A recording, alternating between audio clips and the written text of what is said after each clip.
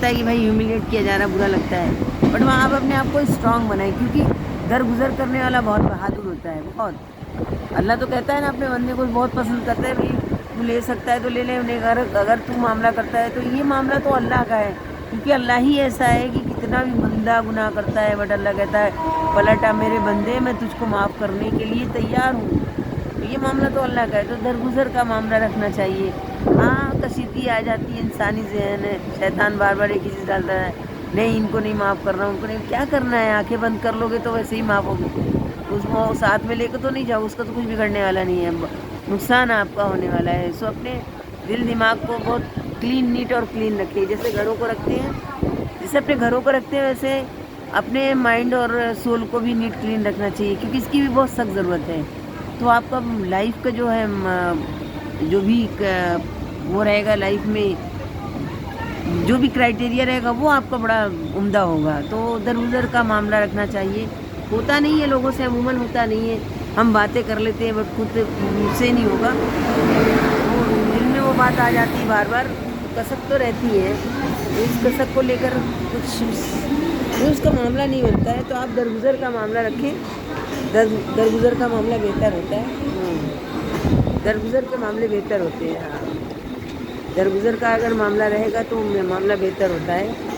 तो लोगों करते नहीं हैं, हमारे अपने भी हैं वहाँ पर कि लोगों को कुछ कभी कभी लोग इस तरह से कर जाते हैं कि बहुत लोग सेंसिटिव होते हैं, उनको इस चीज़ का बहुत गहरा असर पड़ जाता है कि लोगों से बातों से ही लोग जो है काफ़ी, किसी को ऐसा सदमा पहुंचता है कि वो पूरी लाइफ में उस चीज़ को अपने ज़िंदगी में ले लेता है। किसी के अगर कहीं पर कोई है प्रॉब्लम, उसके ऊपर आप तनकीद ना करें, क्योंकि वो कुदरत की दी हुई चीज़ होती है, वहाँ पर आप तनकीद करके उसके दिल को जो है तोड़ने का काम ना करें। इस चीज़ का ख्याल रखा जाए तो वहाँ पर लोगों को इस तरह से गमज़दा होने का उनका माहौल कम बनेगा।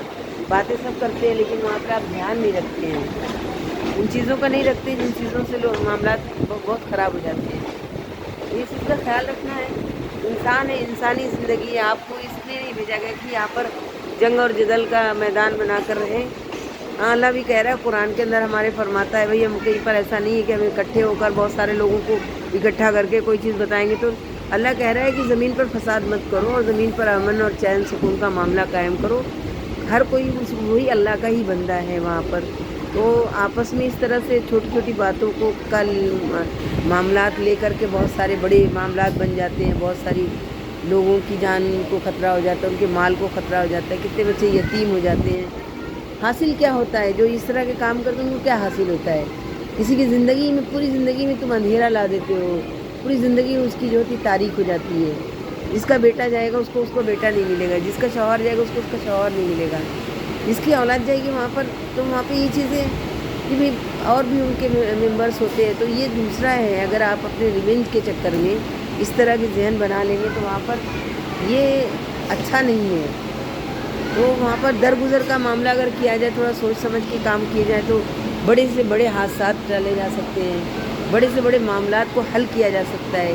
कोई दुनिया में ऐसा मामला जो हल ना हो, लेकिन कहीं पर होता है कि आप अपने ईगो को इतना ज़्यादा बूस्ट कर देते हैं, तो वो ईगो का मामला इतना बूस्ट हो जाता है कि आप वो काम कर जाते हैं जहाँ पे वो काम आपको करना नहीं है।